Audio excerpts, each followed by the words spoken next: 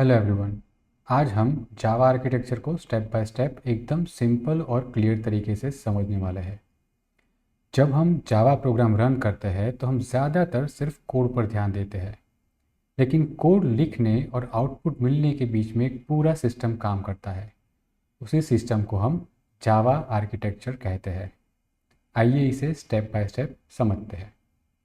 जावा architecture के core में तीन मेन कंपोनेंट होते हैं: जेडीके, जेआरई और जेवीएम। ये तीनों मिलकर जावा प्रोग्राम को डेवलप, रन और एग्जीक्यूट करते हैं। सबसे पहले बात करते हैं जेडीके की। जेडीके का फुल फॉर्म है जावा डेवलपमेंट किट। जैसे कि नाम से समझ आता है, इसका उपयोग जावा एप्लीकेशंस डेवलप करने के लिए किया जाता है। जब भी आप जावा इंस्टॉल करते हैं तो एक्चुअली आप जेडीके इंस्टॉल करते हैं। यह आपको कोड लिखने, कंपाइल करने, डिबग करने और रन करने के लिए सारे टूल्स देता है। इसीलिए जेडीके को आप डेवलपर्स के लिए एक व्यापक कंप्लीट टूल मान सकते हैं। जेडीके के अंदर कई इंपॉर्टेंट टूल्स होते हैं। जावासी एक कंपाइलर है जो dot Java file co dot class byte code में कन्वर्ट करता है। जावा कमांड का उपयोग करके प्रोग्राम को रन किया जाता है।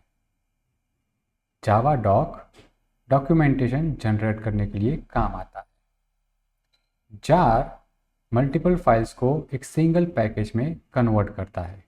और जेडीबी डीबगर है जो एरर्स को फाइंड और फिक्स करने में मदद करता है। इस तरह जेडी के पूरे डेवलपमेंट प्रोसेस को सपोर्ट करता है। अब बात करते हैं जेआरई की। जेआरई का फुल फॉर्म है जावा रन टाइम एनवायरनमेंट। इसका काम जावा प्रोग्राम को रन करने के लिए एनवायरनमेंट प्रोवाइड करना है। अगर कोई सिर्फ जावा प्रोग्राम चलाना चाहता है, डेवलप नहीं करना चाहता, तो जेआरई ही काफ़ी है। तो जेडीके डेवलपर्स के लिए है और जेआरई प्रोग्राम रन करने के लिए है। जेआरई के अंदर भी कुछ इंपॉर्टेंट कंपोनेंट्स होते हैं। स्टैंडर्ड लाइब्रेरीज होती है जो रेडीमेड फंक्शंस और क्लासेस देती है। डिप्लॉयमेंट टेक्नोलॉजीज होती है जो एप्लीकेशन को रन और डिस्ट्रीब्यूट करने में मदद करती है। यूज़र इंटरफेस टूल किट होती है जिससे ग्राफिकल इंटरफेस बनाए जाते हैं। और सबसे इम्पोर्टेंट बात, जेआरई के अंदर जेवीएम होता है। तो हम कह सकते हैं कि JRE is equal to JVM plus libraries. अब आते हैं सबसे इम्पोर्टेंट पार्ट पर, जो है जेवीएम। जेवीएम का फुल फॉर्म है जावा वर्चुअल मशीन। ये वही इंजन है जो जावा प्रोग्राम को एक्चुअली एग्जीक्यूट करता है। एक इम्पॉर्टेंट बात ध्यान रखने वाली है, जेवीएम डॉट जावा फाइल को डायरेक्ट रन नहीं करता। यह डॉट क्लास फाइल को रन करता है जिसमें बाइट कोड होता है। जेवीएम के अंदर भी कई कंपोनेंट्स होते हैं। Class loader dot class file को मेमोरी में लोड करता है। एग्जीक्यूशन इंजन प्रोग्राम को रन करता है। जेट कंपाइलर यानी just in time compiler performance improve करने के लिए बाइट कोड को मशीन कोड में कन्वर्ट करता है। गार्बेज कलेक्टर अनयूज मेमोरी को ऑटोमेटिकली साफ करता है। और run time data areas memory को मैनेज करते हैं, जैसे हीप और स्टैक।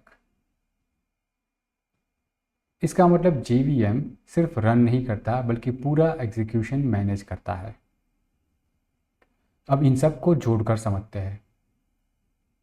हम जेडीके के टूल का उपयोग करके प्रोग्राम लिखते हैं।